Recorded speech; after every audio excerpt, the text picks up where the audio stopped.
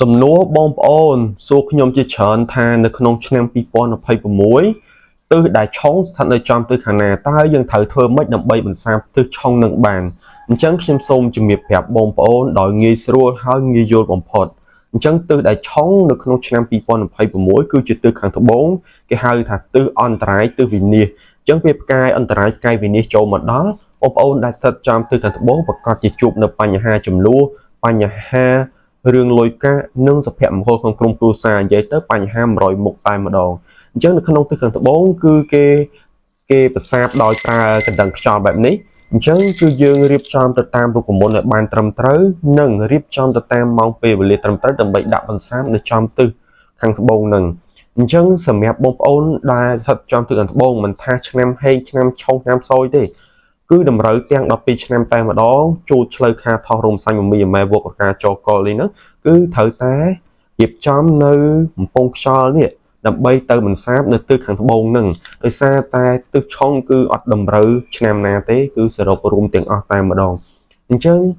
ផលប៉ះពាល់បងប្អូនដែលនៅខាងត្បូងគាត់ដឹងហើយដើមឆ្នាំភ្លាមចូលមកប្រហែលថ្ងៃហ្នឹងទើបមានបញ្ហាអីខ្លះអ្នកខ្លះគឺមានបញ្ហាតាំងពីចុងឆ្នាំ2025មកម៉េះអញ្ចឹងកត្តាដែលយើងត្រូវដោះស្រាយងាយយើងត្រូវតែមានវត្ថុមួយដែលកាត់ឆុងហ្នឹងហើយយើងត្រូវតែមានវត្ថុមួយទៀតដាក់នៅក្នុងផ្ទះមួយទៀតដើម្បីបកការរឿងឆុងនឹងមួយទៀតក៏ប៉ុន្តែខ្ញុំសូមលើកយករបស់តែមួយនេះតែប៉ុណ្ណោះសម្រាប់បង្ហាញបងប្អូនឲ្យបានដឹងហើយនឹងត្រូវរៀបចំនៅក្នុងករណីដែលយើងត្រូវរៀបចំហ្នឹងទីមួយយើងបញ្ជាគ្រោះថ្នាក់ហ្នឹងយើងអាចបញ្ជារហូតតតែផុតឆ្នាំ2026រហូតដល់ខែ2អញ្ចឹងយើងអាចបញ្យល់នៅមុខបន្ទប់គេងដែលយើងជាបន្ទប់ជួលឬក៏យើងជាម្ចាស់ក្រុមហ៊ុនក៏យើងអាចបញ្យល់បាននៅកន្លែងថោកទ្វារយើងចូលបន្ទោចល័នរបស់បុគ្គលិកឬក៏ផ្ទះយើងធំដុំហ្នឹងក៏យើងអាចបញ្យល់នៅផ្លូវច្រកចូលដែលយើងដាក់លបងហ្នឹងក៏បានដែរអញ្ចឹងយើងតម្រូវត្រូវតែដាក់នៅក្នុងហ្នឹងដើម្បីប្រសាបនៅរឿងអពមង្គលទាំងឡាយដែលចូលមកយើងមើលមិនឃើញ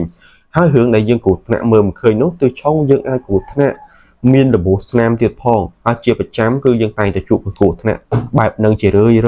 វាធ្វើឲ្យយើងនឹងជួបនៅបញ្ហាស្មុគស្មាញតទៅមុខទៀតចឹងទៅ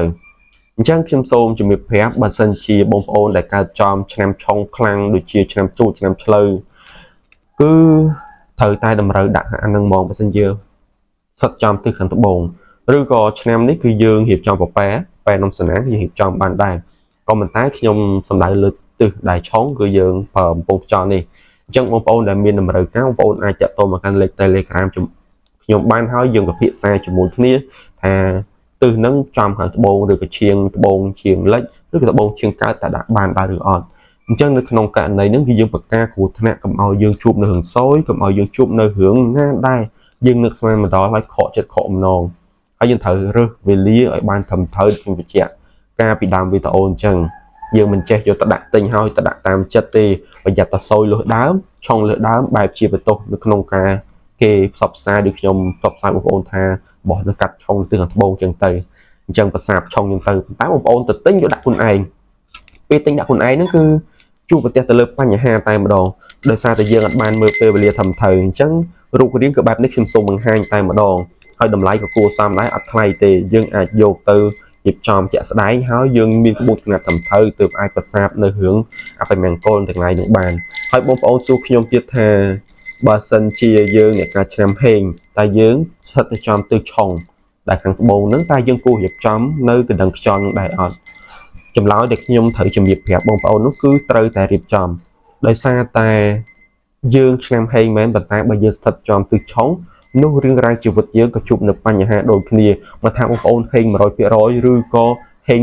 180% ឬក៏ 10000% ទេតែបើសិនជាបងប្អូនស្ថិតចំនៅទិសឆុងហើយគឺបងប្អូនត្រូវតែជួបរឿងដែលខកចិត្តខកម្ដងហើយអញ្ចឹងតម្រូវឲ្យបងប្អូននឹងត្រូវតែរៀបចំនឹងឯងហើយចំណាយតិចតួចទៅដូចជាមិនថ្លៃទេត្រឹមតែលបាក់គួរសមមួយដែលបងប្អូនចំណាយថវិកាបានក្នុងការរៀបចំនឹងហើយធ្វើម៉េចដើម្បីជំលះរឿងអបកង្គលអញ្ចឹងត្រូវតែរៀបចំនឹងឯងហើយជាពិសេសនោះគឺមនុស្សដែលកើតចំឆ្នាំ